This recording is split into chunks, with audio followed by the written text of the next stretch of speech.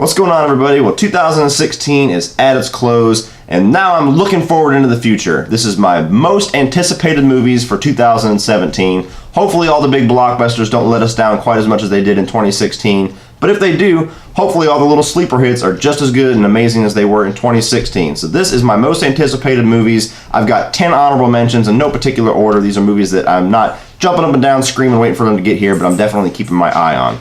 You have Flatliners, which is a sequel to a 90s movie that I'm a big fan of. It starred Keith Sutherland, one of the Baldwin brothers, Julia Roberts, and basically what they were doing is they were medical students. They would kill themselves basically medically and then bring themselves back to life just to experience what it is like having an out-of-body experience, and some creepy things start happening to them. So Flatliners is supposed to be basically like either a soft reboot or a sequel. Kiefer Sutherland is supposed to reprise his role. Definitely interested in that. The Belko Experiment, which is a James Gunn movie, looks wild, where a bunch of people in this corporation are locked in this corporate building and they're forced to kill each other in order to survive. Looks like it's going to be a wild time. You have Life, which is like this sci-fi, almost looks like the first Alien, starring Jake Gyllenhaal and Ryan Reynolds. Looks like it might be really cool.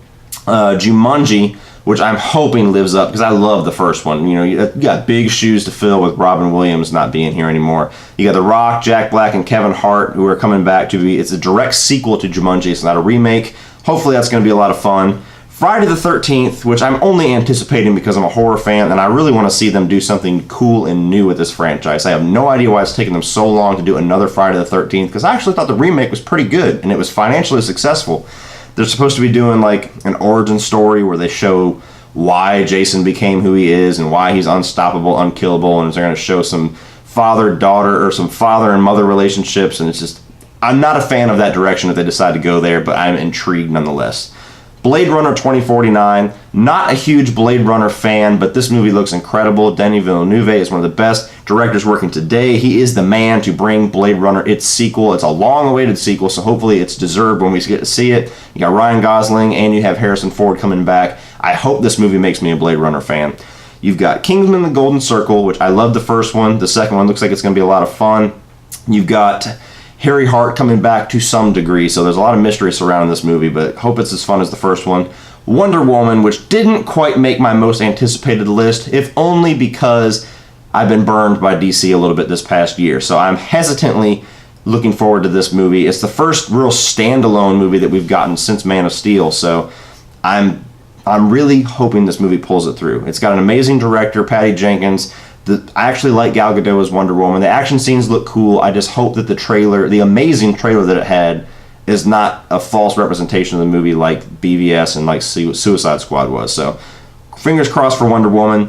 American Made, which is a movie that I actually just kind of read about when I was trying to come up with this list. It's a movie starring Tom Cruise. Doug Liman is going to be the director. He's the one who directed Edge of Tomorrow, which was one of the biggest surprises of a couple years ago. He directed the first Bourne movie, Bourne Identity, which I think is a really underrated movie because everybody always talks about the Greengrass ones, but Bourne Identity is possibly the best one. But it's basically about Tom Cruise is like a drug smuggler, but then he gets hired by the CIA to be like a rat for drug smugglers. So that sounds like an awesome breath of fresh air for Tom Cruise. It's probably not going to be a real super over-the-top, heavy action popcorn movie. It sounds like it's going to be more like a dark thriller drama, so I can't wait for that. And The Dark Tower. I've not read the novels, but this movie has been trying to get made for so long. And you got an amazing cast with Idris Elba and Matthew McConaughey. That just that star power alone and the fact that this movie is finally getting made is really getting me interested, because they're intending this to be the first in either a series of movies or this leading to like a mini series. So I love Stephen King movies when they're done right. I hope this is one of them. Now, starting off with number 10 for my most anticipated movies of 2017, John Wick Chapter 2. The first John Wick was one of the biggest surprises of that year. It came out of absolutely nowhere. They dropped the trailer just weeks before the movie came out, and people are like, what, Keanu Reeves is doing another action movie? And this movie was one of the most kick-ass action movies that I've seen in years. It was very bare bones. Basically, these guys kill his dog, and he goes to whoop their ass, and he whoops their ass in that movie. This movie looks like it's going to be that, plus even more action. It's only one of the two director pairs from the first one, but it's still the same director for the first one, so you got the same people involved. It looks like it's taking the same direction, still not taking itself too seriously, and from the trailer, the action scenes look just as kick-ass, so can't wait for that. Number 9 is Get Out, which I did a trailer reaction to because of one of my viewers' requests, and I am so glad that that guy wrote me to tell me to watch that trailer because I had no idea this movie was coming out. It's a horror movie or a horror comedy. You can't quite tell which direction they're going. It's directed by Jordan Peele, one half of Key and Peele. So when I read that, a horror comedy directed by one half of Key and Peele, it doesn't really appeal to me at all. This trailer was insane. It looks like it has a lot of classic horror elements to it, maybe some comedy sprinkled throughout, but not too much. It's basically this African-American guy going to visit his white girlfriend's family in their white neighborhood, and all the black people who are in that neighborhood are either creeped out, or they're missing, or they just act like they're being controlled somehow, and it looks so creepy. It looks such classic horror, and being a horror fanatic that I am, I love anything that even gives me the idea that it might be something classic horror, not just the same old, January, February uninspired bullshit that we have to sit through every year. So cannot wait for Get Out. Number 8 is Logan. I really hope that this movie is so damn good that it sends not only Patrick Stewart as Professor X, but Hugh Jackman as Wolverine, probably the greatest performance in superhero movies, just on pure dedication. That guy's been playing Wolverine since I was a kid. And this needs to be a great send-off for both of those guys. The trailer was incredible. It looks like it's taken some elements from Old Man Logan. They can't do all of it, obviously, because they don't have the rights to all those characters. But I'm intrigued by this movie. I'm a big fan of the X-Men movies, especially when they're done well. I really hope this movie pulls it off. This is really, really high on my list. Cannot wait to see Logan. Number 7 is Alien Covenant. I'm a fanatic about the first 2 Alien movies. Ridley Scott came back into Prometheus, which I liked more than most. I didn't love it. And the reasons why I didn't love it was because of the elements of the movie that looked like they didn't quite want to be an Alien movie. And he's washed all that away. Now Ridley Scott is focused on doing Alien prequels. Now we're getting this and 2 more. And from the trailer that we got a couple of days ago, this movie looks like pure Alien. It looks like Ridley Scott's original film. It looks like it's going to be a lot of classic horror. They're going for a hard R rating. We're getting some early forms of the xenomorphs that we all know and love. This movie looks like it has every element that an Alien fan wants to bring to this franchise after so long of having to sit through terrible Alien movies. So cannot wait for this. I hope Ridley Scott has come back to bring this franchise back to its roots. Now, number 6. Which is a movie that I have not seen on anybody's top 10 list, but it is high up there for me, mostly because I love elements of the original movie, and I know that this is one of the few horror movies that can be improved by a remake very easily if they do it right, and that is It. I'm not a fanatic about the pictures they've released of Pennywise yet. I think his head looks a little bit too big, but it's easy to judge a picture when you haven't seen it in motion yet. They've got the kids from Stranger Things. I was much more interested in this movie when they had Cary Fukunaga as director. He's the guy who did the first season of True Detective. He left due to creative differences. I think his budget ideas were too much than what they were trying to do. But they do have a good director with them now. Even though I'm not a fanatic of the movie Mama, that's one of the better horror movies that I've seen in a while. So if he has a good direction for this movie, and they know what this movie can do if they do it correctly, which the original movie, the more I watch it, did wrong, which is the adult side of the story. The kids side is great. The adults was really lacking. So if they can nail both halves of this movie, that'll be one of the more special horror movies that we've gotten in a long time. And Pennywise is a creepy ass horror classic icon. That was one of the 2 or 3 things that really scared me as a kid. And he's got big shoes to fill. The guy that they got to do this, the Skarsgård, to fill Tim Curry's shoes, because that's one of the most iconic villains. I want to see it done differently, but I want to see it done well. So fingers are really crossed for It. That is high up there. That's my number 6. Number 5 is Guardians of the Galaxy Volume 2. Guardians of the Galaxy was my second favorite Marvel movie of all time. I loved everything about that movie. I think it is such a great, not only comic book movie, not only Marvel movie, but great sci-fi adventure. The humor is awesome. The soundtrack is amazing. One of the best soundtracks I've heard in movies in a long time. And this movie looks like it's doubling down on everything that was great about the original. The trailer was last start to finish. It has a classic rock like we know we're going to get in this one with the awesome Volume 2. And it's got Kurt Russell added to the mix. It's got Sylvester Stallone added to some degree. It looks like it's going to be an amazing sequel. James Gunn is back. I really, really hope this movie is as good, if not better, than the first one. Guardians of the Galaxy Volume 2. Cannot wait to see it. That's my number 5. Number 4 is Justice League. This movie has to deliver. If Justice League fails, the DC movies are in some serious shit. The trailer, I was a pretty big fan of the little tease trailer we got coming out of Comic-Con, just basically displaying the humor that they're putting into this movie. And it looks like it's on the right track. I just hope that it's not such a weird tonal shift where Batman v Superman and Suicide Squad no longer make sense in their universe as they carry on. If it's all going to be more jokey, more lighthearted. Batman, I can't wait to see what they do to expand his character. The Flash, I'm a huge fan of the TV show. I'm curious of what they're going to do differently or if it's going to be as successful as the TV show. Aquaman looks pretty cool. Wonder Woman, obviously we only got to see a little bit of her. We'll get to see Wonder Woman before Justice League. And at some point we'll get the return of Superman. I just hope this movie does not have too much to shuffle because they got a lot of things they got to do. They have to introduce the Flash and Aquaman and Cyborg. They have to gather all those characters together, introduce the villain, plus the world that he's from. They got Lex Luthor in there somewhere. They've got to bring back Superman at some point. They got to set up future movies. So just my fingers are crossed for Justice League, but it is one of my most anticipated because I've been waiting to see Batman and Superman and the Flash and Cyborg and Aquaman and Wonder Woman fighting together for even longer than I've been waiting for the Avengers. So cannot wait to see if that movie succeeds. Please let it be good. Justice League is number 4.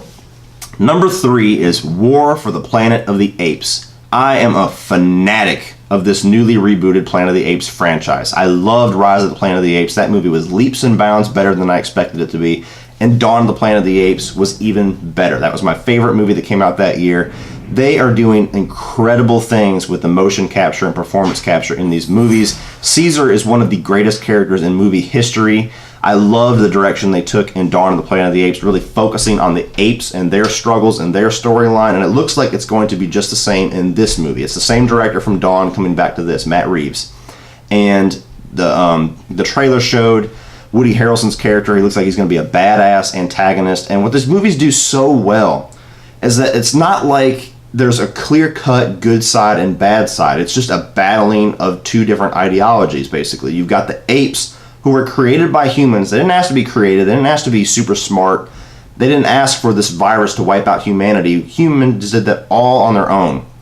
And now, obviously, we're following the apes, so they're our heroes in this movie. But the human side isn't exactly wrong either. You've got this species who is basically threatening to take over the world because they're smarter than us and they're surviving in this apocalyptic world better than we are.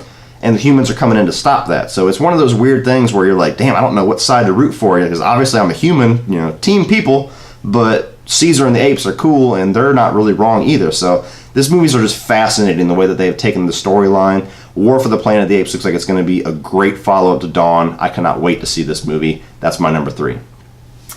Number 2, which was my number 1 for well over a year until I saw the trailer for number 1. And that's Star Wars Episode 8, whatever they decide to call it. I absolutely loved The Force Awakens. That was my favorite movie last year. I loved the new characters. I loved the way that they brought in and sent off various old characters. I'm so intrigued of the lineage of Rey. I'm intrigued by what they're going to do with Finn. I'm intrigued with Kylo Ren whenever he comes back. Is he going to be a badass? Because he was kind of like that. He was powerful, but he was like that bratty villain. He was a different villain than Darth Vader. Darth Vader was always very focused and very disciplined, and he was more the wild one, like the one throwing fits. I'm curious where they're going to take his character. There are so many questions that The Force Awakens left that I am on the edge of my seat waiting to be answered. If they're even going to be answered in this movie, or if it's going to be left for Episode 9. You've got a director change. The first one, or The Force Awakens, was directed by J.J. Abrams. This one is going to be directed by the director of Looper, Rian Johnson, one of the best working sci-fi directors today. You know it's going to be darker. You know the effects are going to be out of this world great. Probably more on the realistic side of Rogue One versus the fantastical side of Force Awakens. I can't wait for this. I think this is going to be the Empire Strikes Back of this trilogy. And this movie, it's almost to the point where my expectations are so high that it might not be able to meet them. But I have my fingers crossed that it's going to meet them. So Star Wars Episode 8, absolutely cannot wait to see that. It's going to be a long year waiting for it. That's my number 2. Number 1, which is a movie that I've always been intrigued by whenever they were first talking about it. The more I heard about it, the more I was intrigued. But until I saw that first trailer and got sold on the tone, the characters, the direction they were taking, it was never quite a highly anticipated movie, and it shot all the way to the top of my list, and that's Spider-Man Homecoming. I'm a Spider-Man fanatic. I haven't necessarily read a lot of the comics, but I've always loved the movies, I've always loved the cartoon, I've always loved the video game, so I've been a Spider-Man fan ever since I saw Spider-Man. I love the first 3 movies by Sam Raimi, even the third one. It has its problems, but I enjoy that movie very much, and I think that its flaws are actually a lot more blown over proportion than people like to admit. I'm not a fan of either of the Amazing Spider-Man movies at all. And I was really excited for, even though I'm burnt out on the Spider-Man reboot, you know, the process of the reboot, you know, okay, we get a new star, now we got new characters, now we got to reintroduce villains. I was kind of burnt out by that, but Marvel taking this over gave me hope. That trailer totally sold me. It looks like a John Hughes movie. Vulture looks kick-ass, which is one of my least favorite Spider-Man villains ever. Tom Holland looks like he is going to nail it as Spider-Man. They're blending this into the Marvel Cinematic Universe very well by adding Tony Stark to some degree, and it looks like it's a bigger degree than I thought it was going to be. This movie just looks like it's going to be an absolute blast. The only thing I'm hoping is that they don't do the typical Marvel thing and throw away their villains, because Spider-Man has the greatest rogues gallery next to Batman. It's going to be heartbreaking if Marvel sticks with that formula and the villains are just kind of like a story device. They're not really a forefront in the movie. But all that being said, Spider-Man Homecoming, I cannot wait for this movie. I'm going to be dying to go see it. I'm going to be seeking out the first screening I can go. I'm going to go as soon as I can to go see this. I cannot wait. So Spider-Man Homecoming, absolutely my #1 anticipated movie of 2017. Well, that's my list, guys. So what do you think about my most anticipated movies of 2017? Put your own list down below. Take out some of my lists and say which movies you're not anticipating or which movies you think should be higher on my list. Let's talk about all that in the comment section below. Please like and share this video and hit that subscribe button. That way you get to come back and see me next time. And be sure to check out my best, worst, and most disappointing movies of 2016. So hit that subscribe button, check out those videos, and if you want to check out some more right now, you can check out a few more by clicking right over here.